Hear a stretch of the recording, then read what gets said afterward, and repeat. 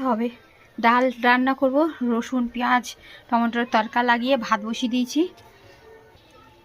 কড়াইতে দিয়েছি শুকনো লঙ্কা, দিলাম রসুন। রসুনটা হয়ে গেছে, দিয়ে দিই পেঁয়াজ কুচি। আর পেঁয়াজগুলো হতে হতে আমি এই টমেটোগুলো কেটে নিই। আর এই টমেটোগুলো কিন্তু সব আমার গাছের টমেটো। এই দুটো একটু কাঁচা কাঁচা আছে, তবে লাল লাল হয়েছে, তবু তুলে নিয়ে এসেছি কারণ একা পড়ে যাবে এরা। তো আজকে সবগুলো একসঙ্গে মিক্স করে ডাল রান্না করবো, তাই তো চলুন কেটে নিয়ে আনি। পেঁয়াজ হয়ে গেছে, তো দিয়ে দিচ্ছি আমার গাছের কাঁচা পাকা টমেটো।